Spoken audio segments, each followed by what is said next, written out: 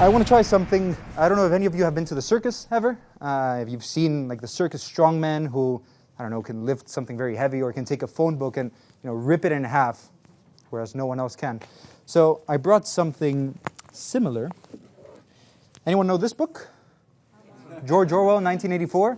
It's a good book. Maybe I haven't read it. But can I use you for a second? You don't even have to stand up if you don't want. Look, I'll just flick through. You can see all the pages look different. All the page numbers look different. It's not like I brought this book from home. Right. And let me see who I can steal for this. Now that you're seated on it, I'll just run my finger like this, and you call it stop wherever you want, okay? Stop. Here? Can you just remember the page number of this page here? Okay, if you want. You got it? All right. You going to remember? All right. Actually, would you mind standing up and helping me? Either of you, I don't mind. Give it up for him. What's your name, man? Justin? Nice to meet you. Let me try this. This might get a bit dangerous, so that's fine. All right. That's okay. It doesn't always work. Let me try this. So, would you mind standing facing the audience a bit? Other way. There we go. Could you hold on to the book? Actually, maybe this is better. Hold on to one side here. Zzz, there we go.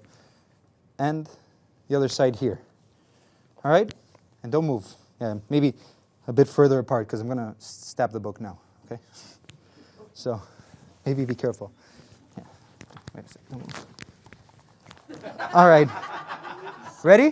This is like a circus act here. Ready?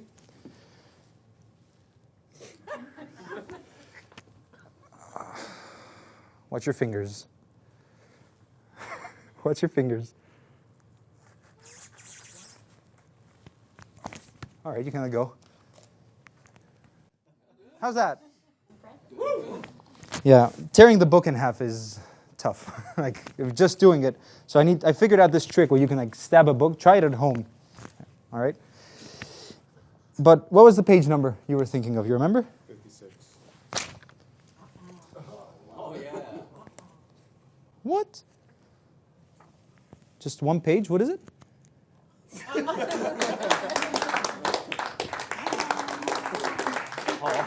Is it? You can take a seat if you want. Thank you for your help, Justin. And the good thing now is I'm not really good at this. I'm not a big strong man, but let me try this. I'll need a big round of applause if this works. All right.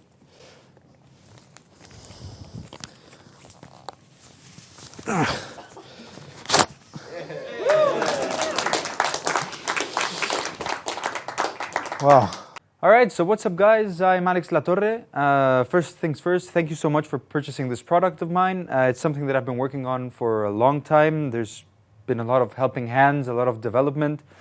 And I think this is a super commercial routine. This is something that you can just slot into your show just about at any time. Just throw this into your case and you always have it ready. So yeah, let's get into it. All right, so let's get into what you receive. So in your package, you're going to receive the book, all right? This book is specially prepared. It's Svengalid, which basically means every alternating page is cut slightly shorter, which means that if you flick it in this orientation, so if you're holding it with your left hand on the spine and you're riffling cover, like with the cover being the first page that goes, you're seeing random pages all around. But then if you hold it still by the spine and face it towards the audience, so this time the back cover goes first, you're continuously getting a forced page. In this case, page 56. So 56, 57, 56, 57, 56, 57, 56, 57. And the other way is completely random. So 70 or 84, etc., etc. Aside from this book, which obviously you might have noticed is also cut in half. So this is basically the way that this works. You'll also be receiving this blank booklet. Inside, you'll see you have a bunch of 55, 56 pages. So 55 and then 56 on the other hand, on the other side. And this you will be using every time you perform. So you will be tearing one of these pages and leaving it inside the book. I'll go into that in a second. And then to camouflage the slit while you perform, you have 50 front cover stickers and 50 back cover stickers. So every time you want to perform this, you for sure have to use the front cover sticker, which you just slap on as if it was a trading card. And you can also do the back, so that way you're completely covered angle-wise. And let's get into how to perform. So here's your setup. You take your gimmicked book, all right? You can see mine has already been used, but when you receive it, yours will look very nice and with no sticker residue.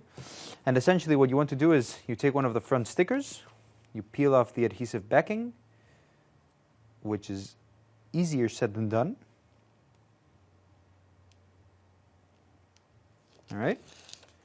And you just very carefully align it so that it matches the dimensions of the cover. This is a very easy thing to do, but take your time, make it look nice, and make sure it's nice and flush. So this is what that looks like at this point. So you can see we've essentially camouflaged the slit, unless you're showing it like this, but the moment that you hold it up. And you can do the same thing with the back sticker. So you could, if you wanted to, stick it with the exact same procedure. I'll go into routines that use the back sticker and some that don't. But for now, we can leave it like this. Then the next thing you want to do is take your extra pages and just go to whichever one you want. And you're going to tear it a bit rough, like this, so it looks like it was very torn off from the book, right? You can make it look as however you want. So now you'll have a page 55 right now looking at me, 56 looking at you. You take your book with the sticker on, back cover facing up, you open it, and you're going to leave the page with the straight edge against the spine and page 55 looking up, so looking at you. Once again, you want to square that up so that it looks nice. And that's it. This is your setup. If you were to have stuck the other sticker, right now the book would look completely normal except for this side here. But this is now ready to perform. All right, so let's go into knife selection. So not every knife is built for this effect, so you really have to be conscious which one you're using. I don't recommend just picking one up from a table and performing because it might not work. So you want to have a knife that you know will work.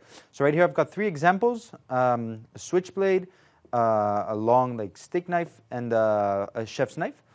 And only the chef knife in this scenario will work, and I'll explain why. So the switchblade, for example, is a very mean looking prop. It looks very cool in the routine if you pull it out, and if you can do any flourishes, then even better. But it has an issue, which is that the blade is too thick. So what would happen if I were to stab the book like this is that the slit is too thin, and that's done on purpose. But what would happen is that you wouldn't be able to pass all the way through, and even if you did, the moment that you were to stab the page through the book, it probably just wouldn't even happen. Everything would tear, and you just come out with an empty switchblade. So something like this, and you can see from the thickness here, the issue is that it just thickens near the base. So this wouldn't work. Shame, because the prop itself is very nice. Then this one, as you can see, is very thin. All right, looks also very nice, but it has an issue currently, which is that it's too sharp.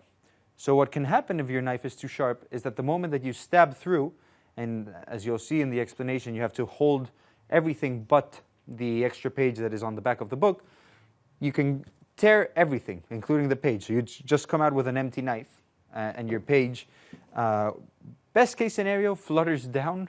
Worst case scenario, just stays here. And so it's still relatively impressive because you've torn through a book, but you don't have the effect where you're pulling out the selected page. So an option, if your knife is too sharp, and this one's also very good looking, looks very good on stage, you can dull it. And to dull a knife, it's relatively simple. You want to take a rock or something that is very difficult to cut, and you just pass your knife through it. Obviously, please be careful. If your knife is very sharp, and if you're not a responsible adult, find a responsible adult that can help you with this. But essentially, you just take a rock, or even like the sharpening stone, and you, instead of going at an angle, you want to go straight on, and that will dull the blade just enough. And then this is a very good one. Something that I very much recommend is that your knife has a slight serrated edge, because that helps in not having to dull it. As you can see, this one doesn't have a serrated edge, so you'd have to dull it. This one, aside from also looking pretty mean and nice on stage, has the serrated edge, so it just makes it that much easier. And when you stab through, it's also very thin, so it means it will go nice and easy through, and then it won't tear through the page because of the serrated edge. So this is the kind of knife that you like. Size doesn't really matter in this case. I just like the dramatic effect of a bigger knife, but it could really be a smaller knife, and truth be told, this would work even with a butter knife, because we're not working so much with how sharp it is, but with how dull it is. So yeah, that's you have to be a bit careful with your knife selection, but aside from that, it's an easy task. All right, so here I have the two versions of the book. So this one is the one that I explained. So I just have the sticker in the front cover and nothing on the back. So this is what this one looks like. And this version has the front cover sticker and the back cover sticker. So this means you have a very fair display of the book before the performance.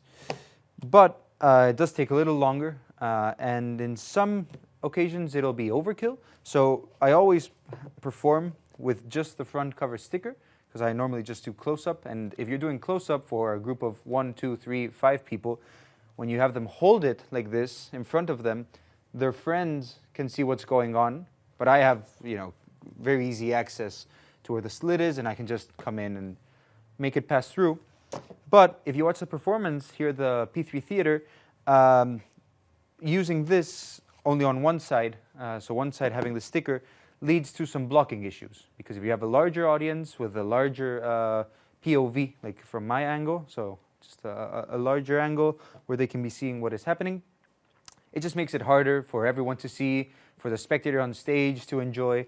So my recommendation is, if you're performing this parlor or stage, is to use both stickers. It just takes an extra 10 seconds to prepare, and it does have the added negative of not seeing where the slit is. So you kind of have to gauge where it is. You can kind of flex the book to see it, but it makes it harder. And this one you can very easily see, but it just does have some slight angle issues. So kind of know where you'll be performing, set this up beforehand, and it'll be okay.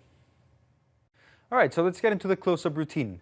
So the close-up routine, as I mentioned, can probably be done for 3 to 5 people that are standing directly in front of you with a, from my angle, if I can extend my 2 arms and they're in this angle here, this will work perfectly fine. And in this case, what I have is just one side with the sticker, prepared with the extra page, force page on the back. And I can just come out with this book, nothing to see. You can't really show the back unless you're holding it like this. But once again, if you just nonchalantly display a book, it doesn't really matter. No one is expecting it to be already torn. So what you do is, you can have a nice convincer where you're able to show that all the pages are different by flicking it, as mentioned before, where I have my left hand on the spine, and I'm just flicking the pages through. The first one is the front cover. You want to be mindful that you don't completely open the book, because then they would see the slit. So this is done very simply by just, if I place my thumb over the slit, I won't be able to open the book any further than that. So that way you can sort of show your spectator, ask them to check that every page is different, and then you're already in the perfect position to come up, right, and ask them to say stop wherever you want. And you can see I went from displaying random pages to displaying forced pages in the very same action. So it's a nice continuity of showing them down here, coming up here. Nothing much has changed in the frame of reference of the spectator, but on your end, it's not like you have to come up here and then you switch hands and you're forcing them the other way, right? So it's a continuity of action, like Ascanio would say. All right, so you show a normal book, flick to your spectator that is furthest away to your left, because that means they won't see anything, because if you're doing it to the one to your right, everyone else is seeing this. So if you just turn your body, they call it stop, all right, and that'll be the forced page, page 56, and you close the book, and you put it down. Now at this point, you're essentially done. The page is forced, and if you've memorized the page number and a little bit of the text, you could even do a small divination. So I could ask them to think of the page number and say that it's page 56, or that the first word is theirs, because the sentence is there's a table. As you might be able to, if you flick through your book, you'll see that there's a table over there under the telescreen, etc., etc. But I don't always do that, because it kind of deviates from the storytelling that I have, which is much more about being a strong man and kind of doing something impossible but physically, instead of reading someone's mind. But of course, this is something that is always a possibility. It essentially comes for free with the forcing method. But once you've done that, you want to have your spectator hold the book, all right? And this is important. The hand placement is important. So you don't want them to go over the slit, because if they do, you will stab them, which is generally not a good thing. So if they're holding it like this, you want to place their fingers, right, so that they are not touching the slit and that they have enough margin. Like if it's like this, you want to be mindful, right? And you ask them to hold it at an arm's distance, because what you don't want is for them to be holding it here, and once the knife passes through, because you are looking from my point of view at this point, as if I were the spectator, you don't want to stab them on the chest, because that is also illegal. So you're in this position, so spectator is in this position, and as a magician, you can already see the slit. So it's super simple. I'll do it as if you were the spectator now, and you're holding the book, right? So if you imagine, have the spectator hold it with both hands, I'd come up, show the knife, and then all I'm doing is just placing it at the very top of the slit. This is hard to do with one hand, but if the spectator is holding it, it's much easier. And boom, you ask them to let it go. And now you have this super powerful visual of a book that is completely stabbed.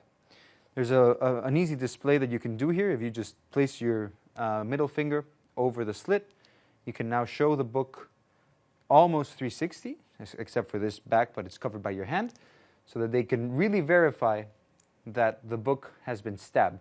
And kind of let the impossibility of this sit in for a second, because it's not easy what you've done at this point. You've literally taken a knife, which even if it in the minds of the spectator is super sharp, and you've stabbed it through 200 pages of a book. So also give the gravitas to this part of the effect that it deserves. And now, so this is what you as the spectator are seeing. So you've seen the knife go through. Their friends are seeing the knife also probably from this side a bit, and now you can show it all around. And now what you want to do is, because if you were to just hold the book like this now and tear through, you would tear through everything, including the forced page that is on the back that we set up at the beginning, right? So what you want to do is, as you come up, right, you've had the book, you hold it with your right hand against the spine, right? And once again, you are the spectator, so you're seeing the cover with the sticker. I come up, hold it from the spine with my right hand, and that opens up the book slightly, right? And since the page is torn, you essentially have a short page, which makes it very easy to grab onto. So you come up with your left hand, and you want to grab everything but the back cover and the forced page, right? So once again, this has gone through. I come up, grab it with my right hand, letting the book slightly open, and with my left thumb, I go in, grabbing everything but the forced back page and the back cover of the book. And now you come up, so you could be holding it like this, right? From my angle, it looks like this, but from the front, there really is no difference. And even if they can see you not holding on to everything, it really doesn't matter, because it doesn't have to do anything with the method in the spectator's mind. And now all you have to do is just, slit the book. You just grab onto the handle, and you just go down. It's a downwards action. All it will do is tear through this sticker, through the front sticker, because the rest is just a free path, including the back cover. And by not grabbing onto the forced page, we're allowing it to catch on to like a free ride with the knife. So all I do is I come up here, grab onto the handle, and I'm just going to go down. So now I have the torn book right here. The forced page, which is left looking towards the spectator. So you also have this super powerful image where you're coming towards the spectator, pointing at them with a knife, which is a powerful image for everyone. You ask them to please verify that the page number is the one that they picked. To remove the page, now you put the knife away, always being careful with it. They can keep the page. And what you're left with is a book that looks completely torn, right? So something that I like to do once I've stabbed through is I kind of give a moment for this to set in, where I have the page here, and kind of hold on to one of the halves of the book and let it flop slightly, right? So basically, I've come up here, I was in this position, right? Grab onto everything but the forced page. Right now, I don't have it on, but stab through, which leaves the page on the knife. And I want to grab onto here and just kind of let it flop so that they can really see that it has been torn at this point, right? You can slightly open it, show that it's very much torn, and have your spectator keep the page just as is. There's nothing to find, nothing to see. And that's the basic close-up routine of Stab in the Dark. Okay, so let's get into the stage routine. The stage routine is essentially the same as with the close-up routine, but you have the book that has the stickers on both sides, right? And as I mentioned, the close-up routine is very much thought of to do front-on, so you have your small group of spectators in front of you. With the stage or a parlor piece, where you have a larger viewing angle of what is going on, it helps very much to have both stickers. So if you can imagine, if I have the spectator here with me, I want the audience to see what is going on, but I don't want the audience to see the slit or the spectator that is here with me to see the slit. So essentially, I want them to be holding it like this, where they are looking at the front, and the audience can somewhat see the back. Because if we have the slit, and I'm going to stab it like this, and I don't have the back sticker, it just makes blocking hard for everyone to see and enjoy. So if you can imagine, if the spectator is holding it here, now it's just a matter of finding the slit, which isn't super hard.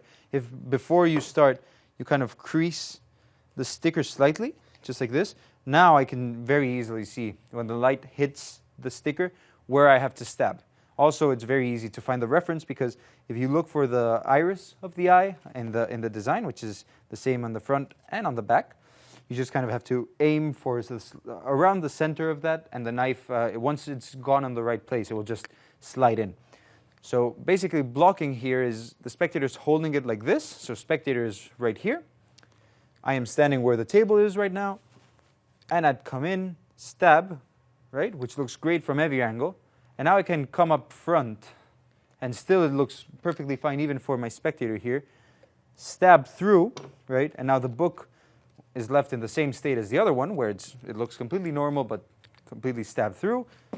And that's the biggest difference. You can use this version for close-up, but I found it to be overkill, because at really no point you're being like, all right, check out this normal book. I have one side that is normal, and the other side that is also normal.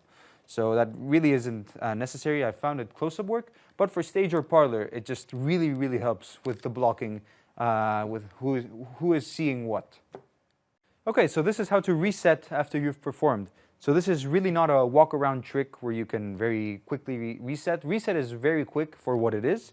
Essentially what you do is, I have the book that has been torn. In this case, I only have the sticker in front. What you want to do is, as best as you can, remove this sticker. If some residue is left, it really, really doesn't matter. But you want to be mindful so that it doesn't build over time too much. So you can see, I'm just tearing the sticker off.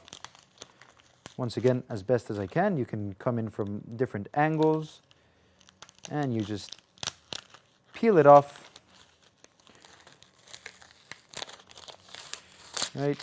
Doesn't matter if it breaks, this is going right into the trash. Tick, tick, tick. And so once you're almost there, you can see I in this case, I could leave it like this, but this is the type of residue that is going to build up over time.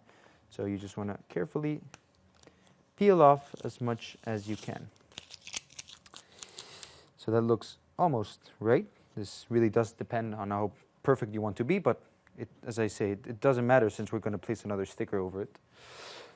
So in this situation right now, you are set to do it again. So you just take your sticker. In this case, I'll only do front cover again, as that's how I mostly perform. But if you were to do back cover, it's the same process on the back cover.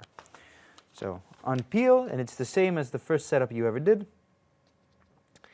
You come in and slowly and carefully apply the sticker. Boom, boom, boom. There we go. Leave it looking nice. There we go. And so now this is ready. All it's missing is the extra page. So take, once again, your extra pages. Rip one. It doesn't matter how it looks. Truthfully, you want it to look like you stabbed it with the knife and pulled it through with the knife. So it doesn't matter if it's slightly torn. It's actually even better. So take it, place it on the back, with page 55 looking at you. Just like this. Boom. Square everything up. And that's it. This is ready to perform. So it's not like you're destroying a book every single performance, which is what a lot of magicians have asked me every time they've seen this. It's like, man, how many books are you going to destroy to do this? No, you just need the one, and it's just stickers upon stickers upon stickers, also with the back design. So yeah, that's the reset. All right, so these are some additional ideas that some other people have suggested, some that are my own. And it's just fun things that you can add to the routine if you ever want to do it. So the first idea came from Nick Locapo. So when we were working on this, he saw that when I pulled through a new book, because the cut was so fresh, you would get like the little dust particles or like the little cellulose particles coming down as you stab through. So we kind of wanted to replicate that with some baby powder. So if before you do anything, right where the extra page goes, actually underneath, you place a little bit of baby powder, not so much, just a little bit, like this. You can now place the force page on top. And now, as long as you're holding on to the top, it'll look normal. But then you have this added cool thing where as you're stabbing through now, all right, if I slightly let go, right, you'll see it kind of drops some of the baby powder. And when I stab through now, kind of adds this additional good-looking thing, right? It's kind of hard to explain because it doesn't necessarily look like dust. It just kind of looks like as you're tearing through that the paper is experiencing such force that it's almost disintegrating. So this is a cool added visual. Additionally, these two next ideas do probably require for you to destroy the book.